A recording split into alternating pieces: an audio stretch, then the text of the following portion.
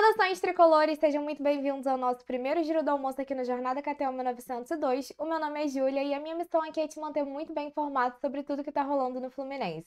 E como o fim de semana foi bem agitado, vou fazer aqui um compilado das principais notícias desse fim de semana. Obviamente, a gente vai falar sobre a apresentação do Thiago Silva, a definição do nosso adversário nas oitavas de final da Libertadores.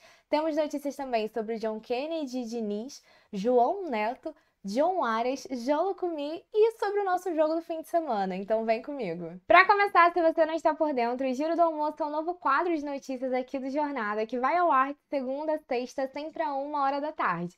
Eu tô muito feliz de fazer parte do Jornada e poder apresentar esse quadro aqui pra vocês, mas como eu não gosto de enrolação, vamos falar sobre o Thiago Silva. Não é exagero nenhum dizer que mais uma vez nós fizemos história no Maracanã. Com a apresentação do Thiago Silva, o Fluminense conseguiu bater o recorde de maior apresentação em estádios da história do futebol brasileiro. A gente conseguiu colocar mais de 55 mil torcedores dentro do Maraca e para mostrar um pouquinho de como estava o clima da nossa torcida, eu queria compartilhar com vocês algumas imagens que eu fiz de dentro do estádio. Esse é só um compilado com algumas imagens, mas olhem só isso.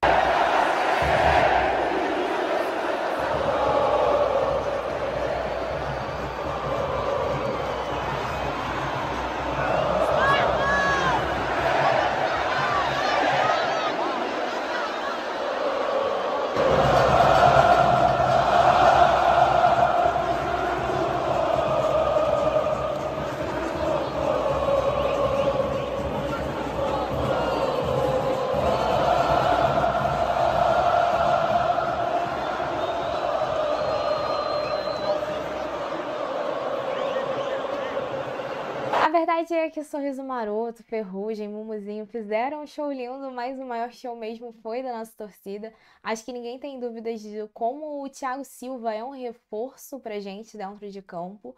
Mas vendo todo esse movimento, sabe, de como a torcida encheu o estádio, de como a torcida também compareceu em peso na chegada do Thiago, né? Que já foi uma chegada que foi mais cedo do que o esperado, que teve uma mudança repentina. Acho que isso tudo ajuda a mostrar o como a figura do Thiago também é importante para essa relação com o torcedor e como ele vai ajudar a passar tanto para o time como para a torcida, assim, mais segurança e confiança dentro de campo. Dava pra gente ficar aqui horas só falando sobre esse retorno do Thiago Silva, mas temos mais notícias. Inclusive, vale mencionar que o Fluminense aproveitou o evento para divulgar as datas da FluFest desse ano, que vão acontecer no dia 20 e 21 de julho, dessa vez pegando realmente o dia do aniversário do Fluminense. E duas atrações que já foram confirmadas foram Ferrugem e o Belo. E os ingressos já estão sendo vendidos. Agora, antes da gente falar de Libertadores, aproveita esse momento para deixar o seu like se você está curtindo esse nosso primeiro Giro do Almoço. Agora, sobre o Libertadores, dá para dizer que nesse sábado que a gente achava improvável aconteceu. O Grêmio empatou com o Estudiantes por 1-1. Com isso, o Grêmio será o nosso adversário nas oitavas de final da Libertadores. Apesar de todo mundo preferir evitar brasileiros nessa primeira etapa do mata-mata, acho que esse confronto tem pontos positivos sim em comparação com o The Strongest. Para começar, a gente vai evitar o Estúdio de La Paz. Tudo bem que o time do The Strongest é bem mais fraco do que o time do Grêmio, mas ao mesmo tempo eu lembro do jogo do Fluminense contra a LDU e fico me questionando como seria esse jogo na altitude de La Paz, que é ainda mais acima do que Quito. Temos também uma logística muito mais tranquila, tanto para o clube como para a torcida estar presente nesse estádio, o que é um fator excelente quando a gente pensa num jogo fora de casa.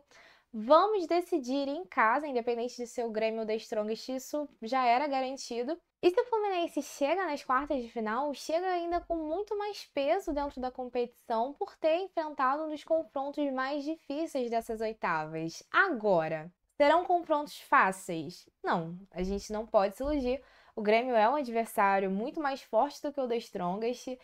Tem um técnico que conhece bastante a competição e tem de seu lado uma narrativa de superação que emocionalmente está do lado dos jogadores, né? Para quem não acompanhou o início da fase de grupos da Libertadores do Grêmio, o Grêmio perde as duas primeiras rodadas, inclusive uma pro Huachipato em casa, e com isso parecia muito improvável o Grêmio se classificar. Com esse tempo que eles ficaram sem jogar por conta da tragédia no Rio Grande do Sul, uma classificação se tornava ainda mais improvável.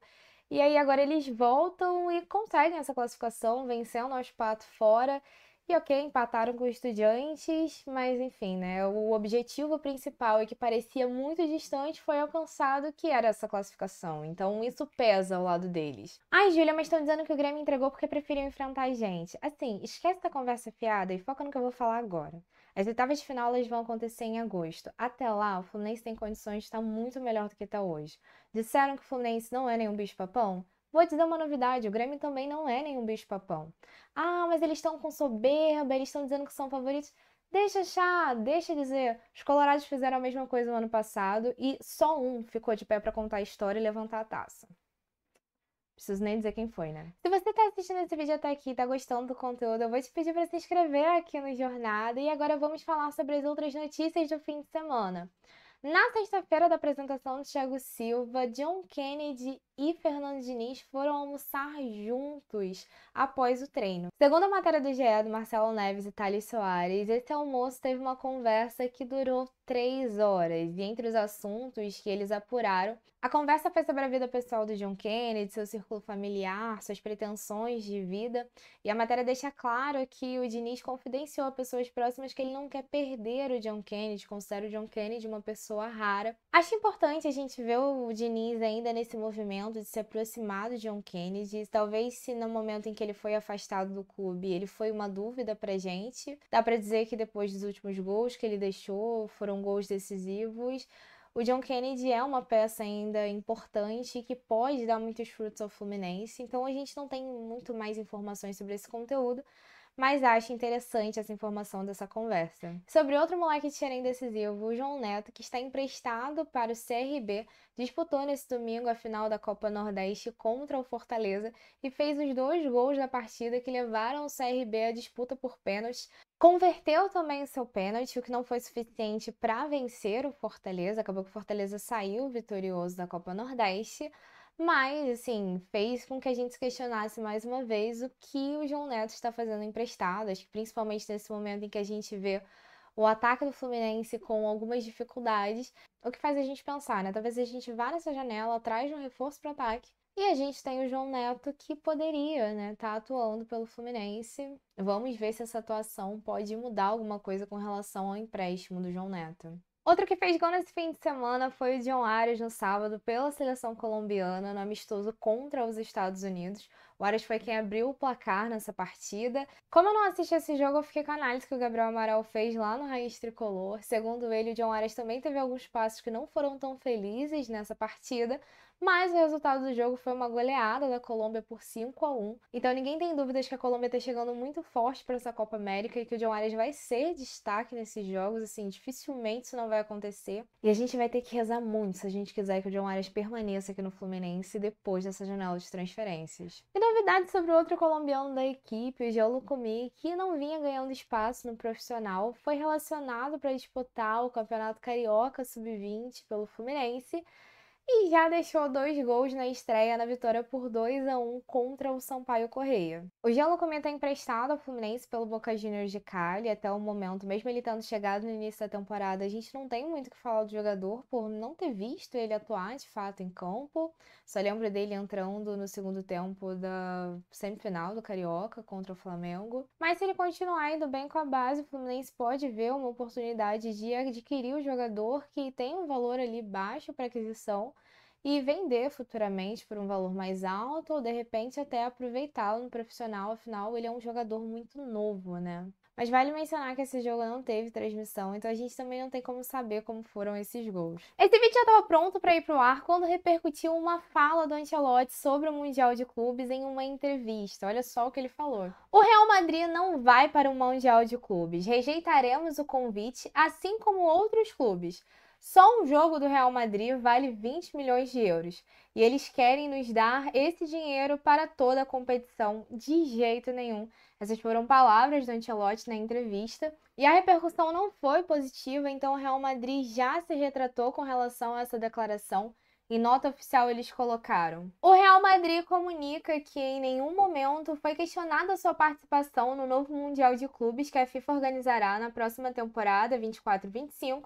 Portanto, nosso clube disputará, tal como está previsto essa competição oficial, que encaramos com orgulho e com máxima vontade de voltar a fazer sonhar nossos milhões de torcedores por todo o mundo com um novo título. Com isso, Ancelotti já se retratou usando aquele já batido, fui mal interpretado, basicamente, mas a verdade é que ainda que o Real Madrid tenha se retratado, a declaração do Ancelotti foi muito forte, até porque ele não coloca apenas como Real Madrid, mas também fala que outros clubes não vão participar.